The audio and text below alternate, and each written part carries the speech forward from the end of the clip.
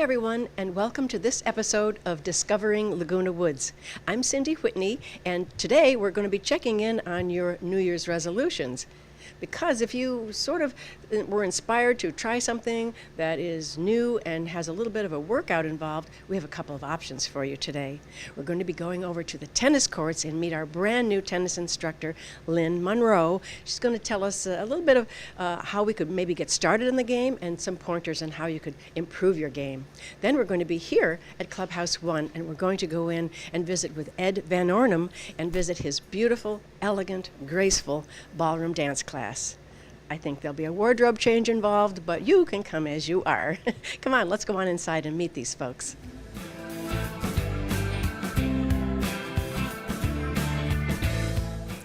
Well, now we're here at the tennis courts over by Clubhouse 7, and we're talking to Lynne Monroe, who is a brand new tennis instructor here at the tennis courts. Hi, Lynne, how are you doing today? Thank you, Cindy. Well, here we are at the courts, and it's a kind of a busy day. It's a little cooler today, but we've got a lot of folks out here. And I want to ask you everything about tennis because, you know, I have a tennis instructor and I can ask you lots of questions. But let me ask you, how long have you been here? Well, I'm relatively new. I started January 1st, and I've had about 3 weeks of clinics and instructions. So I am very new here. Oh, so you're teaching people already. You're instructing them. Yes, I am. And holding these clinics. And so you're brand new. And are you? Did you teach locally here before, or what? I've been teaching my whole life for about more than 30 years, but locally, maybe 25 years here. Oh, so I've been teaching in Huntington Beach, in Fountain Valley, here now here. So. And then I taught in Boston, and I taught in San Jose. And you know, I wanted to ask you too. Have you taught all ages? You know, like oh yes, young folks. Yeah, I teach from. I kind of like to start teaching at 5, not the 3 or 4s, but I've done that. No but kidding. 5 years is a good age, and then all the way up. Then anybody can take them. Yes. Yeah. Now you're here, and so. This is an over 55 community, and so everybody that you teach is, over 55. Yes, presumably. And now, are some of them, have they been playing tennis a long time, or some of them new to the game? I would say the majority have been playing. They know their strokes. They just want to get a few more pointers and that sort of thing. And some want to come in and really work on their strokes, and learn the game. They want to learn how to place the ball. They want to learn how to play doubles and that kind of stuff. So bring it up to another level. Yeah, maybe. I think that's it. Well, that's great. Now, you mentioned to me a couple of minutes ago that you teach clinics. That sounds really interesting. So how many people do you have in these clinics? Well, I have 4 to 6 people in the clinic, and they have 3 different clinics on a Sunday. Oh. So one is at 8:30 to 10, then 10 to 11:30, and then 11:30 to 1. And I'm trying at this point, I'm still trying to work out the levels. Okay. So we're still trying to work out who belongs in which group. Oh, I see. So they sign up maybe for a series of these clinics? No, they can come every. They just all they have to do is call me the week before. And if they want to sign up, and if I don't have 6 people, then they can come. Oh, that's great. So it's a very relaxed type of clinic. That's good. And you said you used the term before, muscle memory, in referencing the tennis game. And I immediately went to the fact that I use muscle memory a lot in my home when I walk into a room and wonder, why did I walk into that room? Right. There you go. So you're referencing muscle memory with respect to how they are playing the game, so they can do it more instinctively? Well, muscle memory is just learning the stroke, so that they do the same thing over and over and again, and when they get out to play an actual game, they don't have to think about, what am I doing with my racket? Where's my racket? What am I doing? What's going on? All they have to do is think about how the ball is coming over, who hit that ball. When the ball comes off the court, look at that ball and hit it. They don't have to worry about all that stuff with the racket. And that muscle memory is also, pardon me? Does thinking mess up your game? Well, yes, because tennis is concentration, but it's short concentrations. You have to concentrate on hitting the ball, first of all. Yes. Then you got to concentrate how your ball is going over the net. And then when the ball bounces, you have to watch your opponent, okay? And then when the opponent hits it, you got to see how the ball comes way over the court again, and then start looking at the ball again. So it's a way that you have to really have short concentrations. Short concentrations and using that muscle memory so that your body is doing something automatically?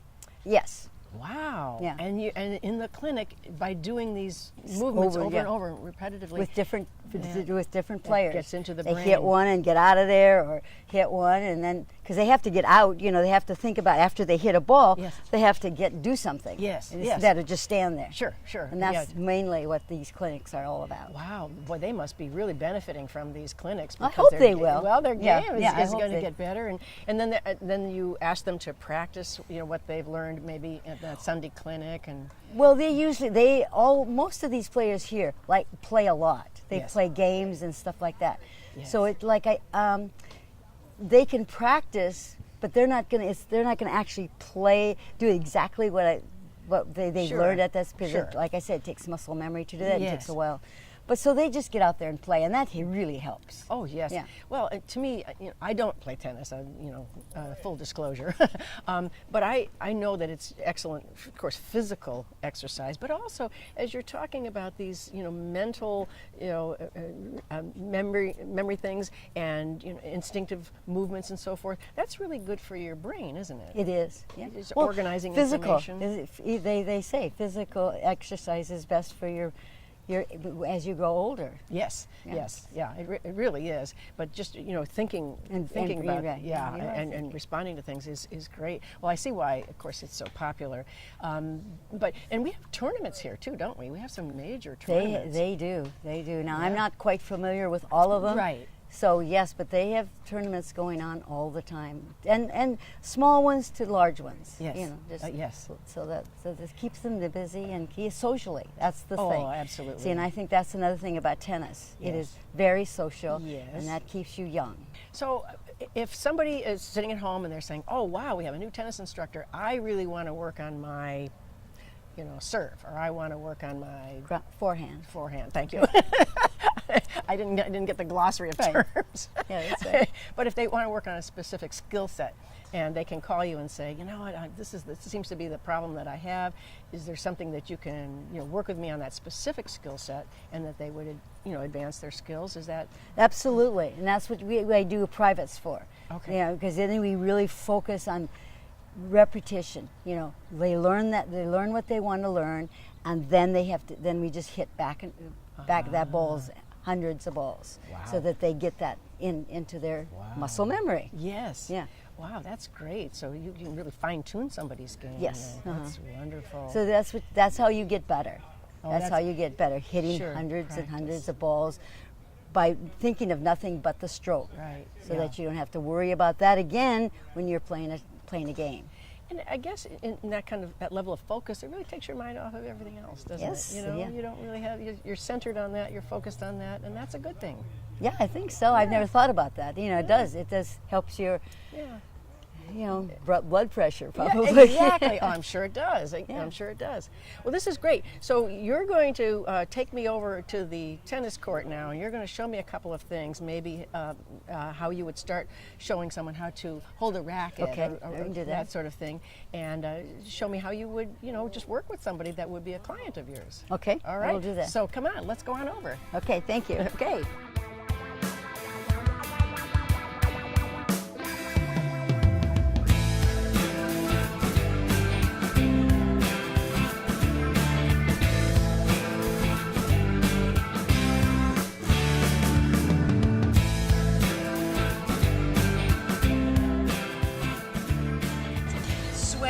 And then follow it through.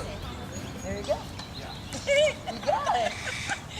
Now try it with a ball. Okay. Hey Laguna Woods, it's Ken. And Lisa. Did you miss an episode of This Day? Not to worry. Head over to youtube.com and search Village Television. Here you can find each episode of This Day and other community programs such as Good Day OC, Discovering Laguna Woods, and much more. Just click the red subscribe button, then click the bell to be emailed every time we upload a video. Don't miss out. And subscribe today. I'm expecting your full attention. feminist? Take a seat, gentlemen.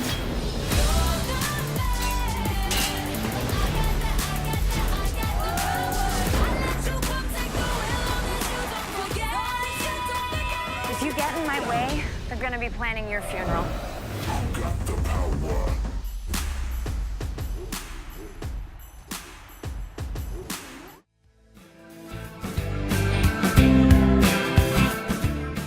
Hi everyone, we're in Clubhouse 1 now, and I'm speaking with Ed Van Ornum. He is the ballroom dance instructor. Hi Ed, how are you? Hi, very good, thank you. Well, I've been watching you for the last few minutes, and I'm so impressed with your technique of teaching. Your instruction is so smooth and so thorough. You illustrate the moves, and everyone gets the instruction before they try it. How long have you taken to develop this particular technique of teaching? Well, I've been teaching about 40 years, almost 40. Really? So a long time. Yeah. So you started as a dancer, and you said, Yes. boy, there's an interest in this. Oh yeah, I started as just taking lessons, and then the people said, would you like to teach? So then I had to learn the ladies part. Yes. And then I started teaching, and it takes a long time. You sort of learn while you teach, and then you sort of get used to a certain groove that works. Yes, and I noticed that you have a number of people here. This is a very full class, isn't it? Yeah. Well, I've been coming to Laguna Woods for over 20 years here. Is that right? And they've just built up over the years, and it's just word of mouth right now, and a little advertising too. But. Well, I think we need to advertise to ask some ladies to show up too, because there was a little bit of a shortage of ladies today. Maybe that's on a week by week basis. Probably usually there's more ladies than guys, but not always. Sometimes exactly even today, a few more guys than girls. Okay. So this is great. I noticed that you teach steps, and you have these wonderful little mnemonic devices that you use to have people remember the step. What is it? The deliver the pizza. You use it. Tell me what that is. Well, that's like we want the girls to get involved. So if you were going to go under the arm, yes. We have the girls think of the guy's hand like her little personal pizza. So she would guide his palm over her head. It's like she's the one that's sort of leading. So she goes, well, there you go, mister. Oh, I see. Sometimes the girls, if without that, they might pull down or push away or get moved. So it's just like it makes it more relaxing, and then she can go in. And it's so easy to remember. And you have like put his hand on your shoulder like a purse. And all of these different ways to remember how to hold yourself. Well, ways that you girls are used to holding a purse. Exactly. There you go. Oh, it's marvelous. It's marvelous. So now, what types of dance do you teach? Well, every month we do a new dance, and I put out a schedule for January through June, and then another schedule July through December. And about after a month, that's enough time to where people will start to have a routine that they can remember and feel comfortable with the style of that dance, and then we switch to another one. So I really categorize dancing to three types. One is the traveling ballroom ones, like waltz, tango, foxtrot. One is the wiggly Latin ones, like rumba and cha-cha and samba and swing. And then sort of the nightclub ones or social ones. And we're doing one now, which is called nightclub two-step. But then they have hustle or country two-step or Argentine tango. And you teach those? Oh, yeah. Oh, my goodness. Any of those are good where you could go out to a dance and that's all they do is that one dance, Yes. But if you go to a ballroom dance, of course, they'll do everything. Oh, my goodness. Wow. And we have a lot of opportunities to do ballroom dancing in Laguna Woods, don't we? Oh yeah, every week there's usually a dance, like at Clubhouse 5 on Fridays and Clubhouse 7 on Sundays. And then I teach a class Wednesdays at Clubhouse 7 where they have open dancing after that also. And there's always extra dances, so it seems like it's really a popular thing. Yes. And there are some benefits. I mean, I can understand the physical benefits, but what other benefits are there to ballroom dance? Well, what they say, what everybody keeps telling me, because they research it, Yes. is they tell me how it's the best thing, the most recommended thing, so that you ward off any Alzheimer's or anything, because it keeps your mind sharp, because you have to coordinate with a partner and spatially, different parts of your brain, and then with music, and then how the hands are going, and then worrying about other people, and then all the moves are always becoming different moves that you're not used to. So So it really is using your brain a lot of different ways that keeps it interesting. And the nice thing is people will exercise, but they won't feel like they're exercising, not like going just to working weights. So it's more interesting. Right. Yes, more fun. And we do understand that brain involving our brains in the activities that we engage in is very important for our good mental health. And it's a social activity too, isn't it? I mean, these folks, I don't think all know each other, but at the end of the dance, they kind of do, don't they? Well, that's true. That's why I got into it. I was going to work and school and work, and I never had any social. And I always liked Fred Astaire and Gene Kelly and those kind of things. So I decided one day to go out and do some dancing for myself, and voila. And but it's really nice as a way to meet people in a relaxed, fun, non-threatening, really nice atmosphere. Oh, sure. And there's some beginners here today, you said, and I don't notice the difference because I don't know ballroom dance. But what I'm noticing is that nothing is wrong, nobody did anything wrong, everything is just fine. Just try it again and you'll learn it. And everybody's pretty helpful. They help each other. Absolutely. So I can say things on my microphone and teach, but everybody's getting little helpful things from each partner as they go. Yes. So you can have people that have been dancing for many years and people that just started that day, and it works out. And you move them around. They change partners with each step that they learn. Is that how you do it, or just different it intervals? depends. If there's an even number, I might have them go through it a few times with the same partner and switch. But if there's a lot of people that don't have a partner, I'll usually have them go through and then switch and go through and switch, because you don't want to just sit there, for a while. Sure.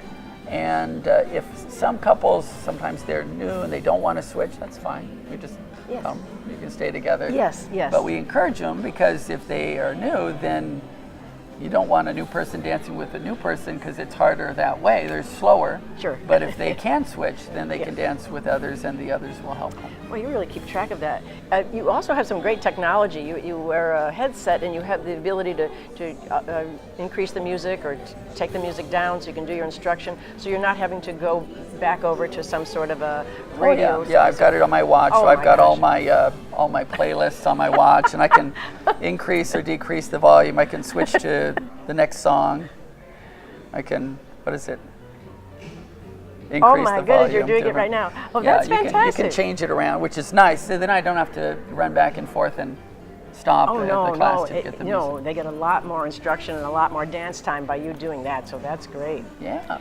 Now, the proliferation of dance shows on TV, so you think you can dance and, Dancing with the Stars and all of those. Has that increased the interest in ballroom dance or dancing in general? Originally, way back when Dance with the Stars first came out, that was the first really big push where it got ballroom dancing and couples dancing, a lot of advertisement, so to speak. And even though what they do is flashy, it got people sort of interested in going to the studios. So it used to be in Orange County. I remember way back where you were lucky to have one dance somewhere in Orange County on a weekend.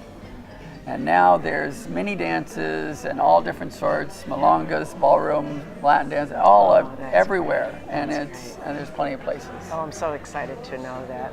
Well, is there anything that you would like to tell the folks here in Laguna Woods about ballroom dance? What would you say to invite them in, or what would you say to them? Well, what we do is the first day is no charge, so then at least you don't have to pay money to try it and see if you like it. Then if you like it, you can get the little cards and we'll punch your cards, not you. And, but then they can just go as they go. But it's a great form of exercise without feeling bored, and it's interesting and more fun and very social. You get to meet a lot of people, and don't worry if you get a guy that you don't like.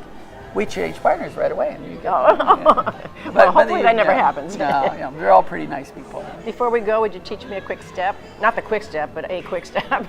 Okay. So we'll do, let's see. Right now we're doing nightclub two-step. So we'll watch your chord. Sorry about that. Mm-hmm. So with nightclub two-step, they have a side step where you'll feel like you're straightening your legs, and then you cushion. So there's a rise and a fall, right? So as you go to the side, that's your high point and lower. And then when you get to that side, you place the ball the foot behind, but you sort of keep your poise forward, and you can press and have a little press and replace quick, quick, right? And there's a little rise there. It's sort of like yumpa.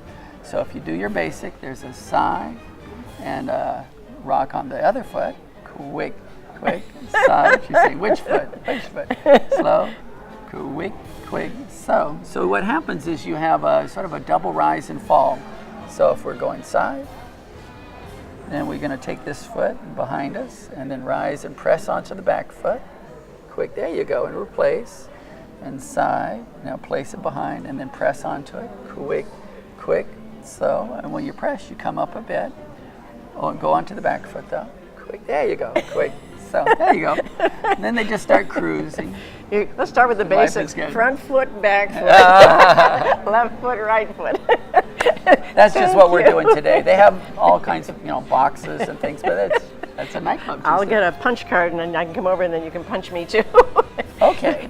It's good to know that that's how you run the classes, because that way somebody can skip a week and it doesn't matter. When we talk yeah. about punch cards, that's just Oh when yeah, you show they up. can be on vacation or whatever, come back and it's Absolutely. no big deal. Well, Ed, it's been just a delight to be here to observe your class today and watch you teach these wonderful dancers, and it's just a joy to watch you as well. And I thank you so much for your time.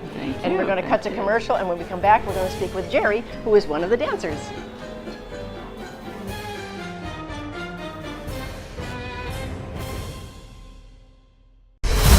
It's places like this that make me realize, God, I'm trash. My family is trash. Backed by universal demand, the Orville blasts off every Thursday. Betcha. New missions. I want to know what the hell is going on here, and I want to know now. Enough! Epic adventures. Open fire. Get us out of here now. Anytime. Deflectors up. Take a message back to your people. We never give up hope. The Orville, Thursdays on Fox. Well, we're back now with Jerry Cook, and Jerry has been coming here for quite a while and is just an extraordinary dancer. So we're so happy to be speaking with Jerry. How are you? I'm fine, thank you. Oh my goodness, please tell me how long you've been dancing. I started taking lessons actually in 1991. So I have no excuse. I should have learned a few things by now. Oh, I think you know a few things. And the reason I say that, not only just watching you dance with a partner, but I see that Ed takes you out of the group and he has you dance with him to illustrate a new step. Yes, he does that quite often. And I feel I'm delighted with that, because it's almost like having a mini private lesson. Yes. Because he leads so well. I get a good understanding of the step. Yes. Yeah.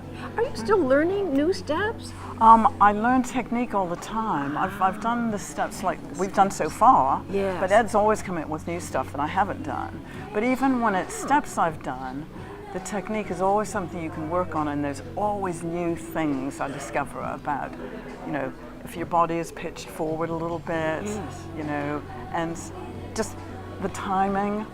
There's so much to learn. Oh, and I didn't know that. Because when I watch professional dancers, on the television shows, I'm looking at just all of these little nuanced things that they're doing, and I'm thinking, that's part of the technique. Did they learn that? Is it specific to that dance? Is it specific to an instructor?